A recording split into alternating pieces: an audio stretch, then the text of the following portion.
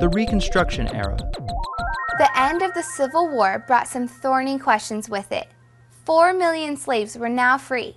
What assistance, if any, should they get? What changes should Confederate states have to make before being readmitted to the Union? The period after the Civil War, from 1865 until 1877, the Reconstruction era, was an effort to answer these questions. Former slaves in the South had the deck stacked against them. When they were slaves, few of them were allowed to learn to read or write. They were now thrust into a new world with no money, no place to live, and no employment, not to mention a Southern society that was still hostile to them. One place where African Americans did find refuge was in churches. Membership in some black churches tripled or quadrupled in the decade after the Civil War. The churches served not only as a place to worship, but a sanctuary from discrimination and as the bedrock of community life. President Andrew Johnson's idea for Reconstruction was to quickly readmit Southern states into the Union, asking little of them besides ratifying the 13th Amendment, which outlawed slavery. Johnson's Reconstruction plan had nothing targeted for African Americans to help them transition to society. The Republican-dominated Congress, particularly the radical Republicans, felt the South should make more significant changes. They would take the lead in the Reconstruction era, overriding Johnson's early vetoes of their efforts. In March of 1865, Congress created the Freedmen's Bureau, the first federal relief agency in the U.S.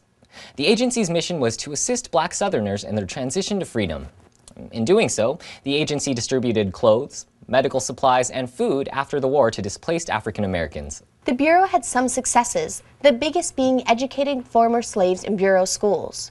Additionally, the Bureau was authorized to give former slaves 40-acre tracts of Confederate land that had been confiscated during the war. Corruption by local administrators resulted in little of that land being delivered. President Johnson frequently tried to kill the agency, and it expired in 1872. Although the South lost the war, the ideology of white supremacy wasn't lost with it. Early on, Southern states passed black codes, laws that restricted free slaves. The overall aim of the Black Codes was to make African Americans second-class citizens and return as much as possible to the old slave labor system. The Black Codes included curfews, restrictions on where they could live, and unfair labor contracts, like forcing them to sign year-long contracts, taking all of their wages if they broke the contract for any reason, or even arresting them if they didn't have a job. In response to the Black Codes, Congress passed the Civil Rights Act of 1866, which gave freedmen full legal equality, except the right to vote. The 14th Amendment followed, in part to make the Civil Rights Act enshrined in the Constitution. The 15th Amendment, ratified in 1870, gave black men the right to vote, disappointing women who felt they deserved the same rights. Black political participation increased dramatically in the Reconstruction era. Between 1868 and 1876, 14 black representatives and 2 black senators served in Congress. As a point of comparison, there were only 2 black senators in the entire 20th century. The progress and reforms forced on the South inspired a fierce backlash. The Ku Klux Klan arose, terrorizing and even murdering both blacks and sympathetic whites.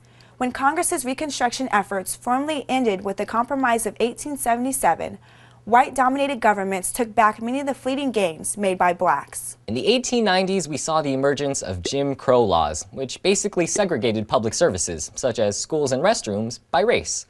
Democrats gradually regained control of Southern legislatures and restricted the rights of most blacks and many poor whites to vote through literacy tests and poll taxes. Reconstruction was a noble effort, but the Republican Congress underestimated the effort it would take to make lasting change. 12 years wasn't enough, and it would be almost a century before African Americans achieved true equality.